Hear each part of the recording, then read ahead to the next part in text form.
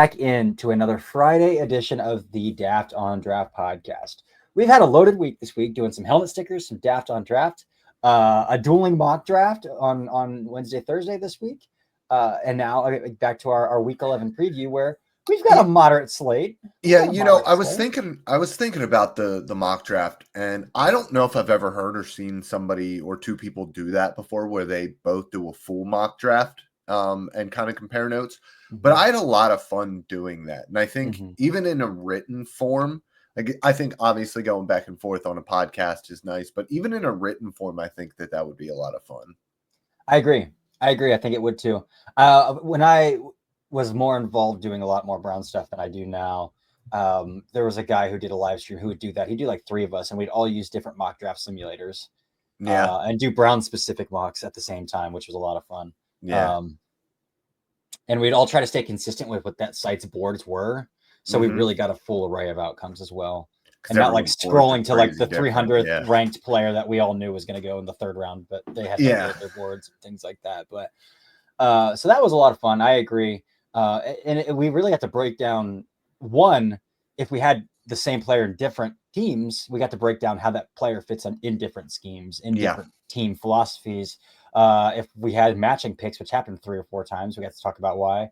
And then we had a pretty big board differential on a couple players too. Like Tyler Booker went way higher for you. Ashton Janty went way higher for me. Yep. We had a lot of board differentiation as well. So we got to talk a little bit about that. So really cool exercise, really fun exercise. People love mock drafts. We'll probably do 1 a month. Why not? So fun stuff indeed. We're hitting the home stretch here of this college football season already. Yeah, it's almost over. That's wild. It's Week 11. Over. It's crazy. Week 11. Man. And I still have no clue who's good and who's not. It's so much fun. This era of college football is just going to be so amazing to watch, and it might be absolutely dog shit for development of players to the NFL, especially at the quarterback position. But it's going to be incredibly entertaining throughout. Let's get into the slate, man. Who do we got to talk about first? We're going to do the big matchups first, and then we're going to go over some of the other stuff because we really want to give attention to the big matchups with a ton of talent going up against one another. Yeah, well, we say a ton of talent going up against one another, and really there's just one key matchup in this game. But let's talk about Georgia Ole Miss a little bit here. And it's really that Ole Miss offensive or defensive line. You got Walter Nolan. You've got my guy, JJ Pegas, who I think is a really fun day 3 situational pass rush only at this point kind of player. And then you've got some interior offensive line and Dylan Fairchild, Jared Wilson, and Tate Ratledge for Georgia. You can even throw around Princey Emmanuel if you want to as well, although he's going to be playing on the edge versus Ernest Green. Again, I don't think those Georgia tackles, Xavier Trust nor Ernest Green, are very good, to be completely honest. So I probably will be watching a lot more Walter Nolan in this game because I have tended to see spurts of invisibility from him, especially lately, and he'll turn it on for reps and put on some like really flashy reps and then spurts of invisibility. And so like this is Ole Miss's like make or break playoff hope right here. They're sitting 16th right now. I think if they lose another game, they're not making the college football playoffs. So this is it. The biggest game against some of the best interior offensive line play that he's played all season. So I will watch a lot of Walter Nolan in this game to kind of see how he shows up in a game where Ole Miss really needs him to show up. Yeah, I mean, it kind of stinks that we don't believe that the Georgia secondary has played all that well. I mean, obviously Malachi Starks is fantastic, but outside of that, it's not been the year that we thought it might be for Dalen Everett. I haven't gotten to his tape specifically yet, but that whole secondary just hasn't felt quite as in sync as I'm used to it being. But I am excited again to see Antoine Wells Jr. play, just because he's somebody who I liked in the past, and this is a talented secondary, even if we believe that they are underperforming. Get a nice little weapon for Jackson Dart, who I went through the tape, and it's rough, man. I'm not there with him at all whatsoever. And it's very much like the Matt Corral discussion. It's very much like the discussion in Tennessee with Joe Milton versus Hendon Hooker. Like when you have the answers to the test given to you, I expect you to operate because those are elementary school types of offenses where you are given the task and you just have to complete it. And if you are slow to complete these simple tasks, how can I expect you to operate an NFL offense against NFL speed defenses when you are like super late to throw the stop route against cover 3 with the corner absolutely bailing out already at depth? Like these are things that you need to be able to do and you need to be able to do quickly that he just does not have, on top of that offense being a lot of RPOs and deep shots. He's just very, very slow with his process to the point where I can't get behind him. But if he comes out against Kirby Smart's defense and blows them up, it's going to be really hard to argue with the physical tools and the production in the SEC that he shouldn't be at least given a chance to go somewhere and eventually round into a starter, even though I think that's years down the line, if ever. Oh yeah, definitely not anytime soon. I do have an interesting proposition for you because we've talked a lot about the quarterback that he's going against in this game, and Carson Beck as well, and we've talked a lot about Quinn Ewers. Of those 3 SEC quarterbacks, if the draft were tomorrow, which of those would you get? Would you draft first? I think still it would probably be Jackson Dart for me. Still, even as slow as I think, I agree with you on some of that. I have graded all 3 of them at this point, and Beck still had the higher grade, and Beck still had the higher grade because I've seen it with him. Yeah. I've seen it. And is he absolutely broken? He might be. But like I'm already not grading him as a starter. So that's what we're looking at. And if you're talking about a backup guy, if he can get his confidence back and stop trying to do things like to write checks that his body just can't cash. If he stops doing that, he goes back to the guy that he was, which is a point guard, bus driver type, but you could depend on him. You could count on him. He's not going to elevate your team, but he's going to keep things on the rails. And if he can do that, I'm fine with him being a backup or spot starter in the NFL. And if he can prove that he can be a little bit more of a playmaker, I think he has starter tools because the arm is good enough. He's athletic enough to make plays on the ground. I like Jackson Dart's tools better, but he's just so far behind mentally that I couldn't get through it with him. Yeah, I like Jackson Dart's lower half tools better. I think Beck probably has the better arm still than Dart. Yeah. And that should tell you how far are we out on Ewers we are. Yeah. Yeah. But yeah, next. Yeah, I think that's probably it for that game. Just watching some Carson Beck, Jackson Dart. That's probably going to be a mid-off like it was against Texas, Georgia with the quarterback playing that game. But yeah, we'll see a little bit. Next game I want to talk about, not so much for college prospect or NFL prospect implications, but for fun college football implications. Number 8 Indiana is hosting Michigan in Bloomington. We've talked about this is the first team that Indiana has played that will punch them in the mouth and out physical them, just because Michigan has that talent, even if they've underperformed. Even if I don't think that Michigan can outscore them, I want to see how Indiana responds to at least an element of physicality.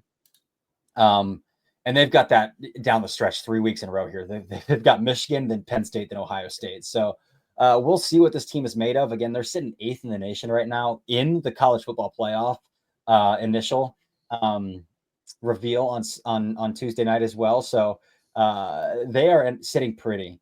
As long as they don't completely self-destruct over these next 3 weeks, even with one loss, I think they get in, and I think they can beat Penn State.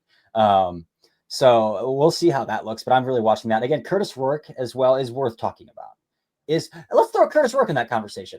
Throw Curtis Rourke in that tier with Beck, Dart, and he ended up coming in just a little bit below Beck. Okay. Both very decidedly day 3 guys, draftable guys, but day 3 guys. Rourke, I actually really kind of like his game. The problem is kind of like the Mason Rudolph thing, where really big dude, but his arm is just not there. And so I do think outside of that, he has starting caliber tools. I just don't think he has enough arm to really be that guy at the next level. Yeah, my big thing with Rourke was just how schemed open all of A the lot of answers are stuff is, for yeah. him. He's thrown into like Atlantic Ocean size windows. And I will say when he is forced to push the ball along the boundary or throw the back shoulder, he throws it really, really well. Mm-hmm. He does throw it really, really well. That Northwestern game, I think he hit like 3 or 4 of them in that game. It's just like on target, right shoulder, along the boundary, where only his guy could get it consistently. So I will give him that as well. But I'm along the lines of you there as well. I believe I had him ranked QB 8 when I did my initial or my midseason rankings, which was still above yours and Dart, but below Nussmeier and Beck Me in as my well. rankings at that point. So I think we're kind of on the same page there as well. Next big game to talk about prospect wise. I think we probably should just jump all the way down to Alabama and LSU. Yeah. This is a big one. Again, LSU's college football playoff hopes are on the line here, and maybe Alabama's too, because Alabama's sitting at 11. This game has some serious college football playoff implication to it. And this would give, first of all, it would give Alabama 3 SEC losses, and it would give both of these teams, if they lose, 3 losses. So a lot tougher to get into the dance at that point. Yeah, I agree. I need to pull something up real fast because Tennessee. I was like, who else did they lose to? They lost to Tennessee. Yeah.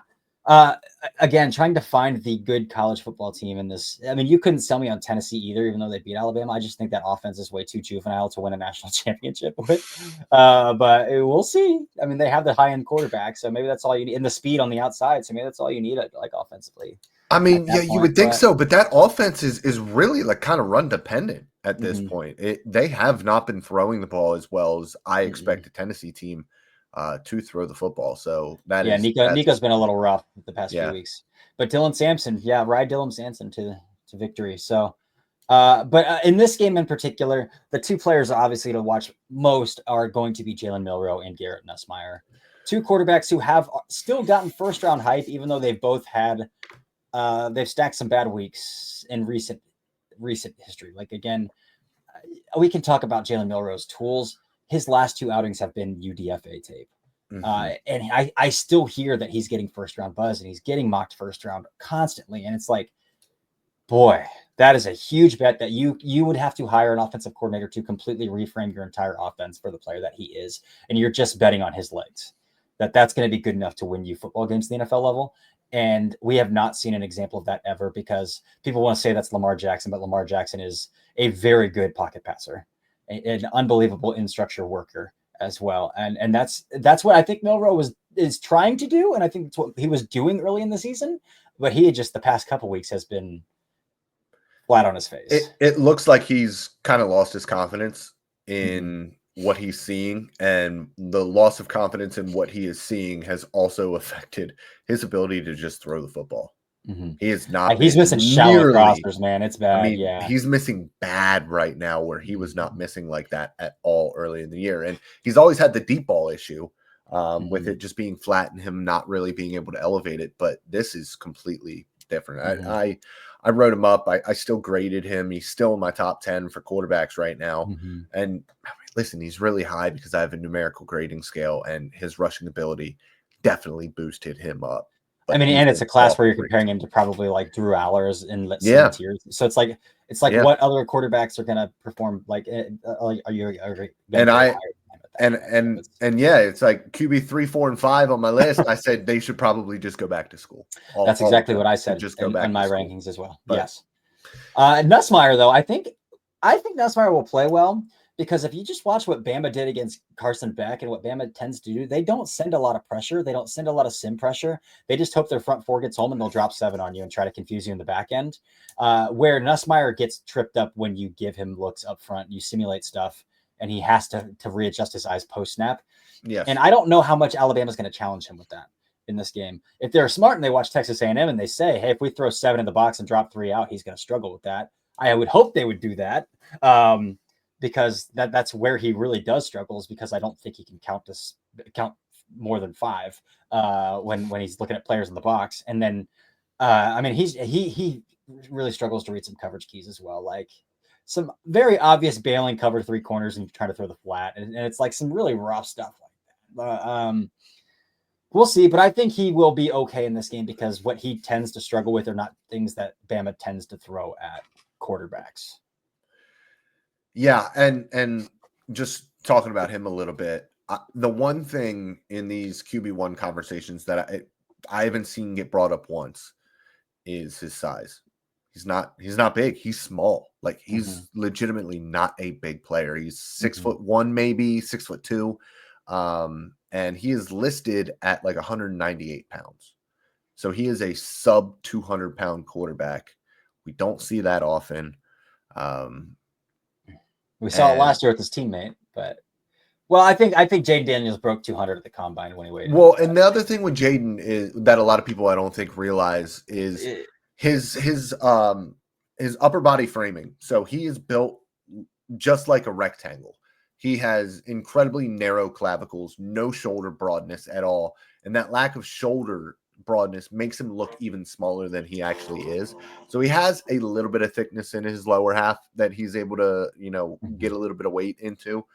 But the way that he must carry his weight is interesting because he has no like meat on his frame really that you can tell.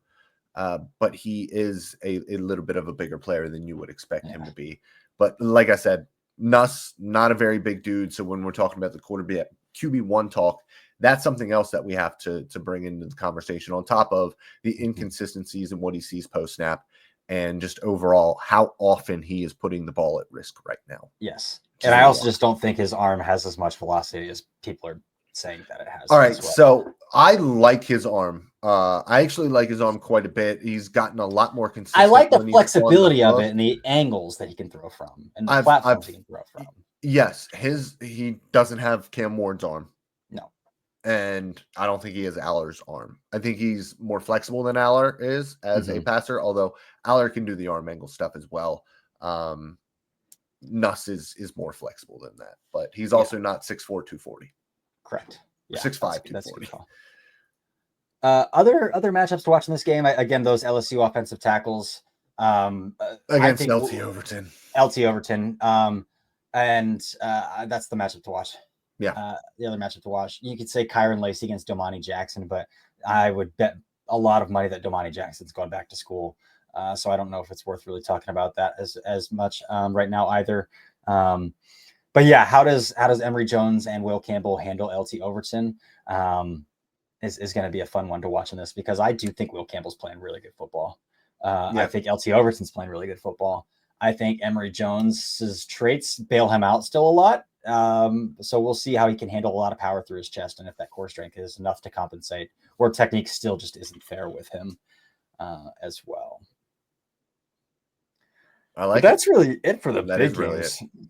Again, it's a moderate slate, but I think there are some fun matchups to talk about in some of these smaller games as well. Not really small. I mean, they're conference games, but I'm going to be watching. I think Maryland or Oregon is a good one to point out a little bit and just talk a little bit about Ty Felton, Kalen Prather against Jabbar Muhammad.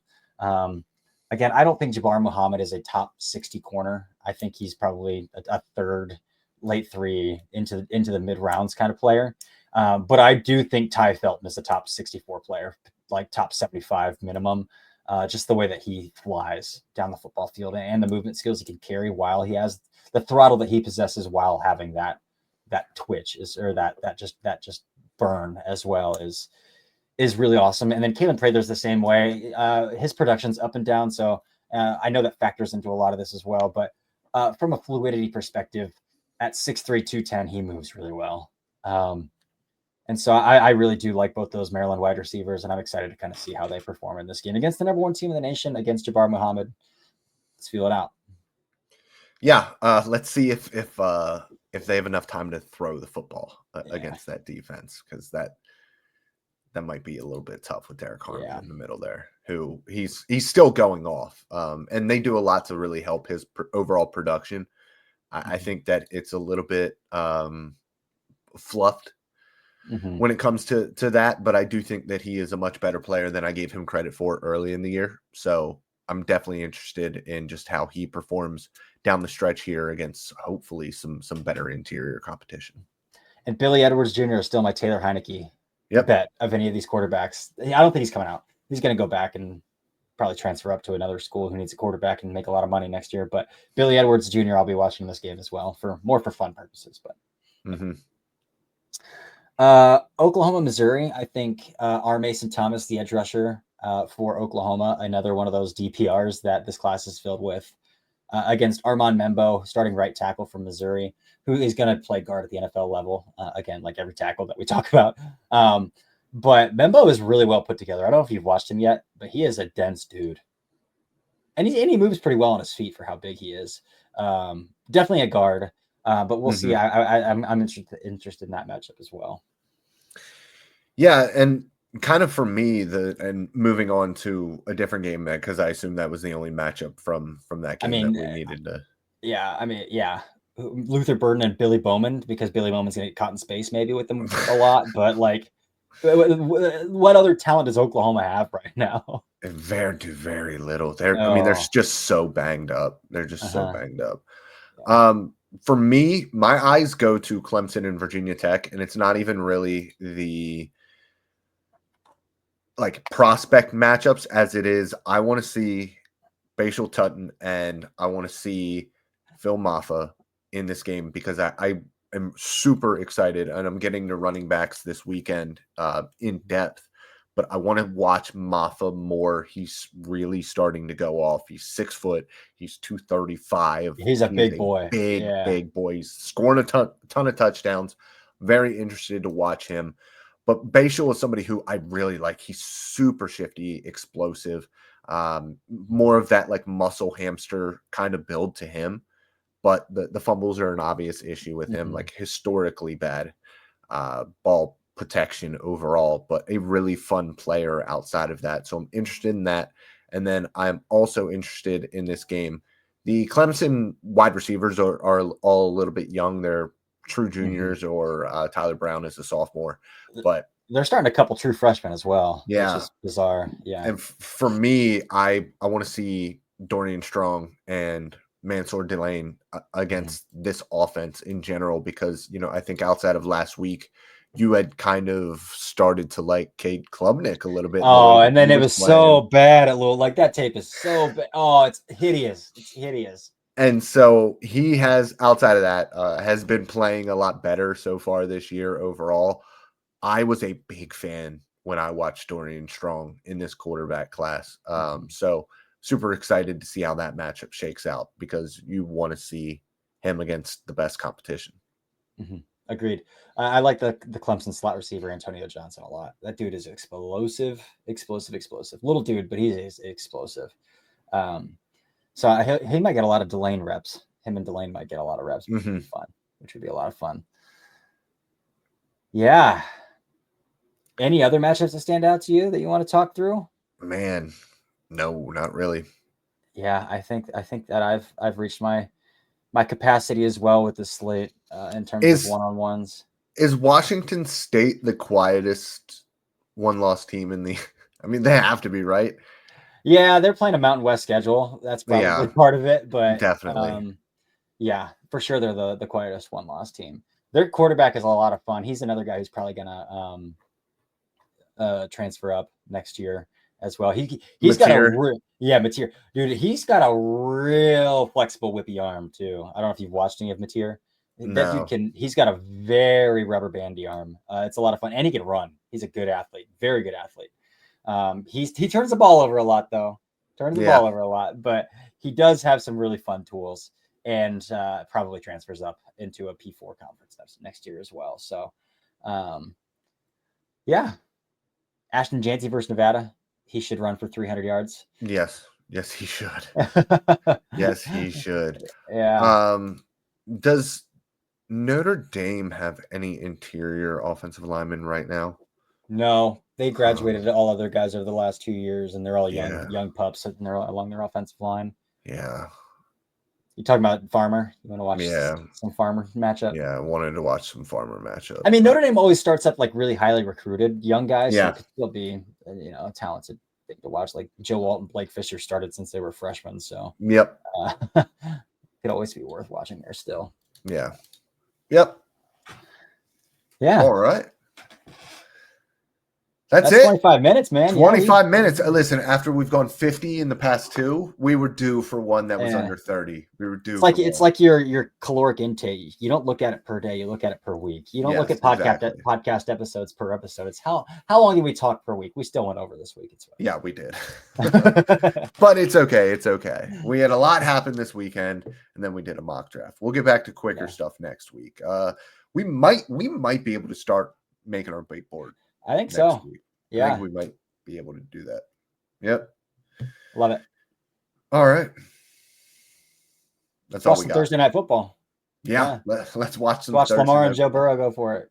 Yep. But that's it for the Daft on Draft podcast. I am your co-host, Cory Kinnan, Fit Cory Kinnan on X, with Dalton Miller, Dalton D. Miller on X. Check us out. Check out Dalton's Patreon. Check out daftondraft.football. But that's it. We'll see you next time.